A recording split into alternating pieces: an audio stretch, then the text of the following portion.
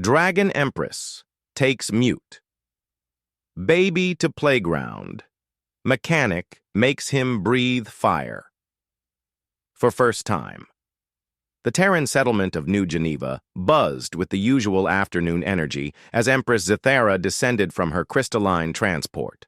Her obsidian scales caught the alien sun's light, each one reflecting prismatic colors that marked her as royalty among the Draknari. At her side walked a small figure, barely reaching her knee, clutching her massive clawed hand with tiny human fingers.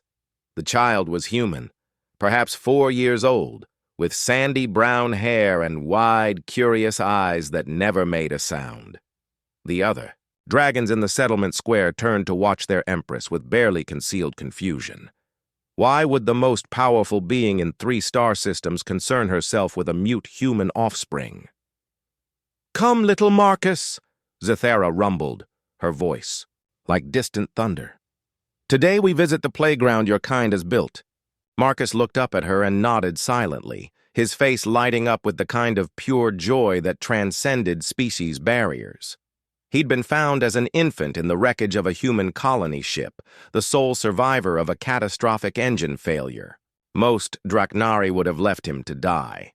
Humans were considered primitive, barely sentient creatures compared to their ancient civilization.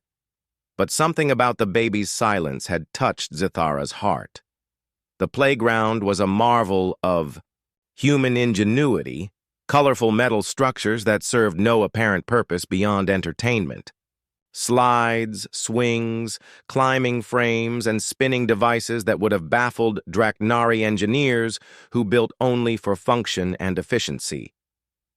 Human parents watched nervously as the Dragon Empress approached, their children frozen mid-play. "Please," Zithara said, lowering herself to make her towering form less intimidating. "Continue your activities.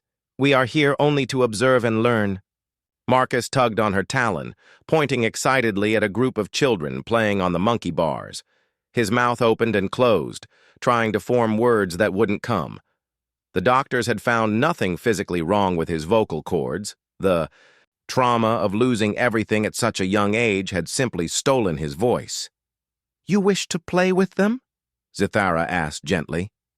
Marcus nodded vigorously. She guided him toward the other children, who scattered like startled birds at their approach. All except one, a girl of perhaps 6 with grease-stained overalls and a toy wrench in her hand.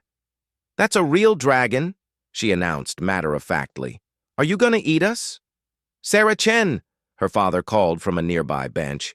"Get away from there." But Sarah stood her ground, studying Zithara with the fearless curiosity that only human children possessed.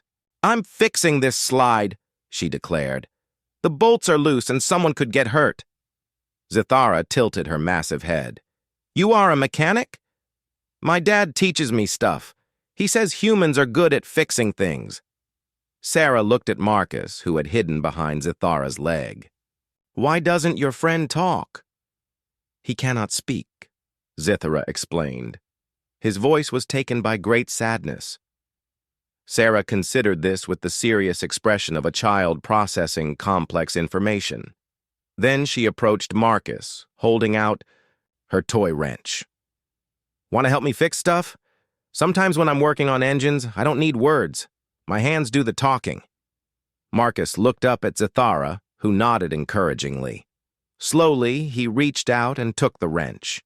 For the next hour, Sarah showed Marcus how to identify loose bolts, how to check joints and connections, how to test the strength of welds. She chattered constantly about torque ratios, metal fatigue, and the importance of regular maintenance.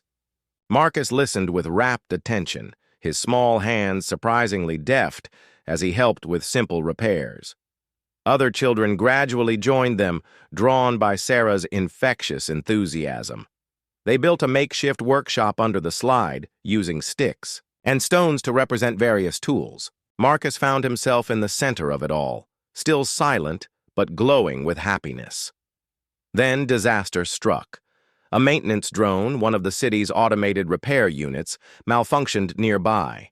its power core overloaded, sending arcs of electricity, dancing across its surface before it began to smoke ominously.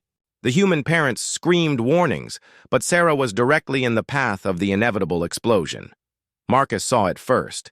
His eyes went wide with terror, not for himself, but for the first friend he'd ever made. His mouth opened, and for the first time in his young life, desperate love and protective fury gave his voice power. But he wasn't human in that moment. He was something more.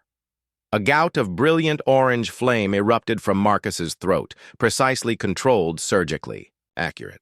The fire enveloped the malfunctioning drone's power core, not destroying it, but cooling it rapidly, preventing the explosion. The drone collapsed harmlessly, its circuits fried, but its dangerous potential neutralized. Silence fell over the playground. Marcus stared at his own hands, then up at Zithara, who was regarding him with an expression of profound shock and dawning understanding. "Impossible," whispered another dragon who had been watching from the transport. "Humans cannot breathe. Fire. They have no flame organs, no thermal regulation systems." But Sarah Chen, brilliant 6-year-old mechanic, understood what others could not. She looked at Marcus, then at Zithara, then back at Marcus. "You're not just human, are you?" she said wonderingly. "You're both. That's why you couldn't talk. Before, you were trying to use the wrong voice." Zithara knelt beside Marcus, whose eyes were now flickering with the same prismatic light that marked Draknari royalty.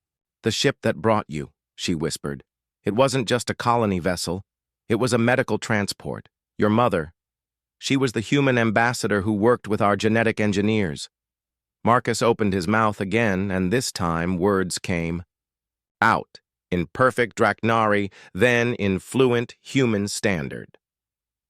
"I want to keep fixing things," he said simply, "with Sarah, and with you, Mama Zithara."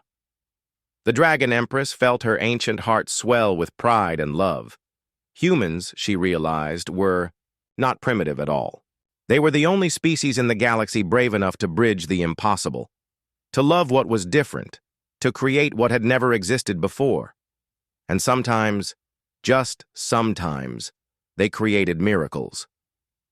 "Then we shall fix everything, little dragon," she said, wrapping him in her wings, "starting with the galaxy itself.